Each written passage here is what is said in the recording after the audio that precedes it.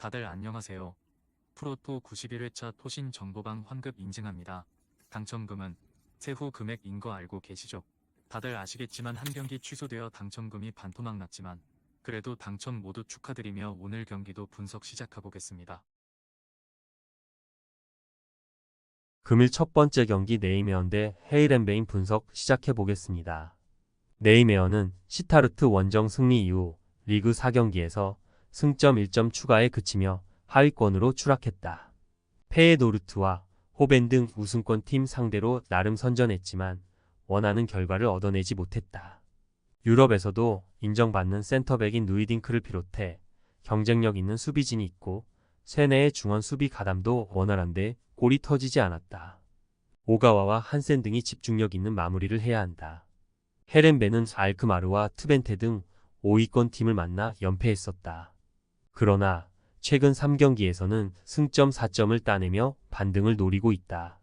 브로워스가 적극적인 공격 전개로 니콜라 에스쿠와 디미트리스 렐리스 등 전방 공격진에게 기회를 제공했다. 단, 잘하는 홈과 달리 원정 경기력은 아쉽다. 네이메언의 승리를 본다. 헤렌베는 몰도바 대표팀의 에이스이자 팀 내 최다 득점자인 니콜라 에스쿠가 부상을 당했기에 이번 원정에 나설 수 없다.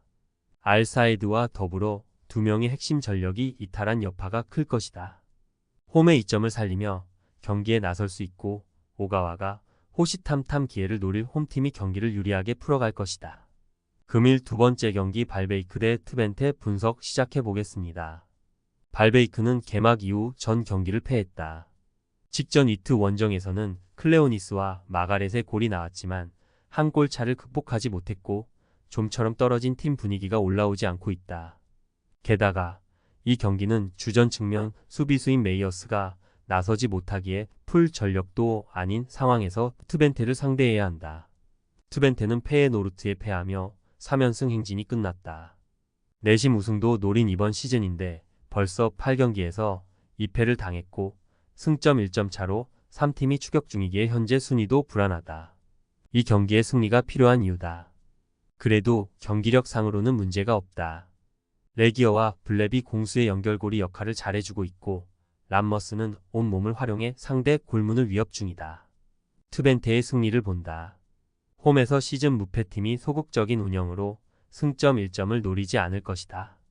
결국 강팀 상대로 라인을 올린 운영을 해야 하는데 원하는 결과를 얻기 어렵다.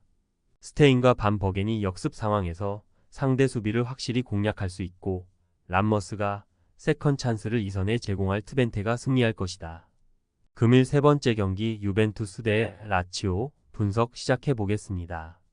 유벤투스는 직전 칼리아리전에서 시즌 첫 실점을 한 끝에 무승부에 그쳤다.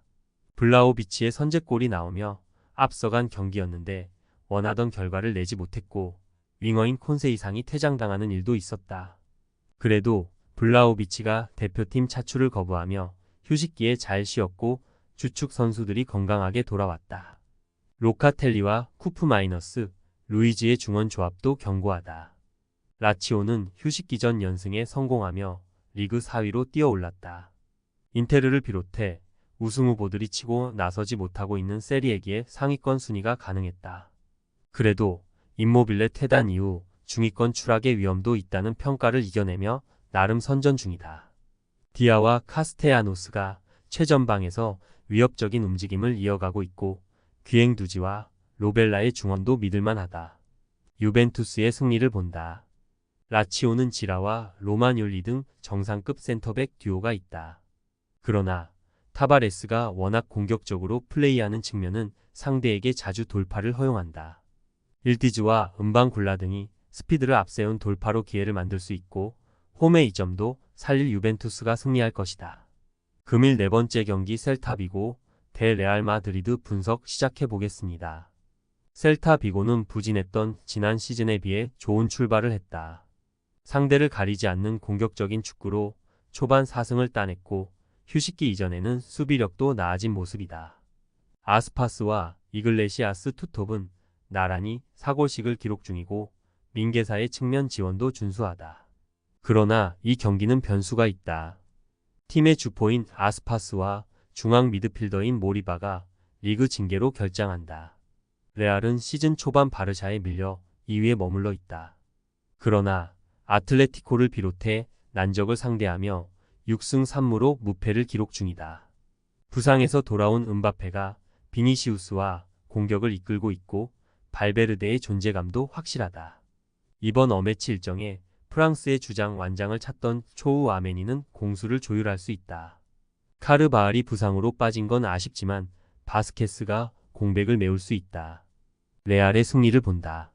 셀타가 풀 전력으로 나서도 어려운 경기인데 아스파스와 모리바 등 팀에서 가장 중요한 두 선수가 빠지는 건 치명적이다.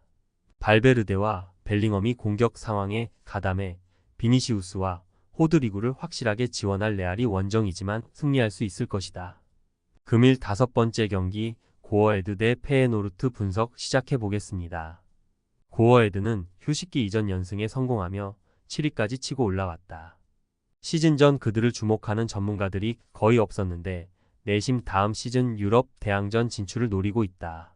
벤치의 조커로 자리를 바꾼 스토커스가 후반 지친 상대 수비를 잘 공략 중이고 린토스트와 브렘의 중원 존재감도 확실하다.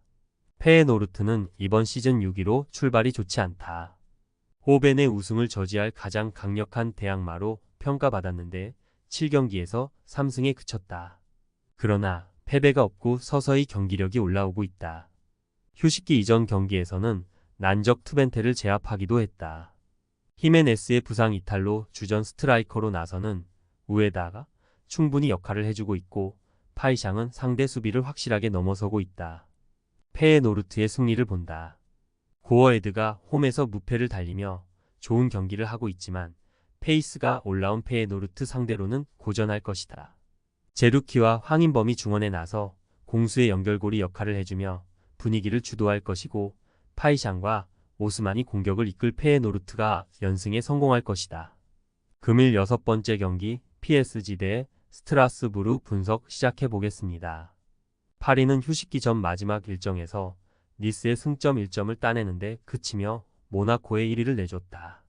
리그 개막 이후 무패 행진 중이긴 하지만 이름값에 비해 2위는 아쉽고 이 경기부터 다시 선두 탈환을 노려야 한다. 프랑스 팀에서 맹활 약하고 돌아온 콜로 무아니와 바르콜라 등이 최전방에 나설 것으로 보이고 네베스와 이강인이 뒤를 지원하며 공격을 이끌 것이다. 스트라스부르는 최근 4경기에서 무패를 기록하며 7위로 올라섰다. 랑스와 마르세유, 릴로 이어지는 최악의 스케줄이었는데 한 차례도 패하지 않으며 상위권 진입을 앞두고 있다.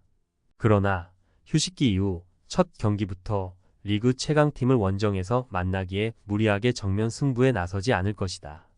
최전방에 나설 엠마누엘을 제외한 선수들이 수비적으로 라인을 내릴 것이다. 파리의 승리를 본다. 스트라스부르가 경기 내내 템백으로 원정에 나설 것이 자명하다. 그러나 파리는 리그를 넘어 전 세계적으로 가장 템백의 팀들을 많이 상대하기에 대처에 능하다.